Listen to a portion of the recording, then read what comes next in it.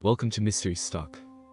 We are sure most of you are familiar with the Zodiac Killer by now, and that he is an unidentified serial killer responsible for the murders of at least 5 people in the Bay Area in California between 1968 and 1969.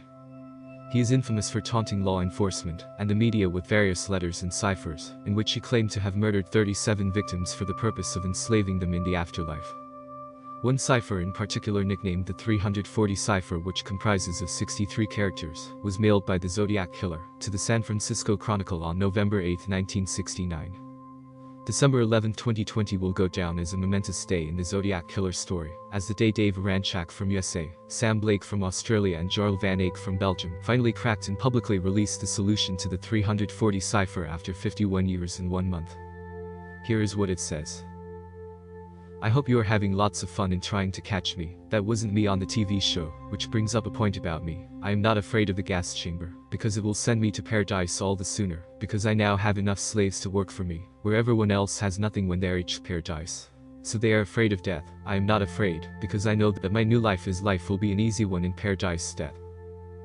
In most ciphers, the solution consists mainly of figuring out which letters are represented by certain symbols. In the 340 cipher, it turned out the alignment of the words runs diagonally down the page, and occasionally they get shifted over a column. This combined with the spelling errors caused a 51-year delay in solving the cipher. Do you think the Zodiac did that intentionally to throw law enforcement off their trail? Let us know in the comments. The United States of America has 250,000 unsolved murders, a number that increases by about 6,000 each year, according to the FBI's Uniform Crime Report data. But in recent years, there has been a glimmer of hope for the loved ones of cold case victims. We just told you about a big break in the Zodiac Killer case, but let's take a look at a few more promising leads. If you enjoy this kind of content, please be sure to subscribe and turn on notifications, because we will be bringing you 3 to 4 new videos every week. Thank you so much. As promised, now we will explain the disappearance of Sherry Miller and Pam Jackson. An alert fisherman may have helped solve this cold case, which has been unresolved since 1971.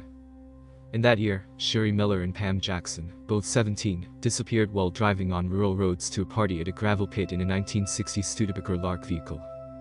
It wasn't until September of 2013, when a fisherman near the state's Brule Creek noticed a car submerged upside down in the water.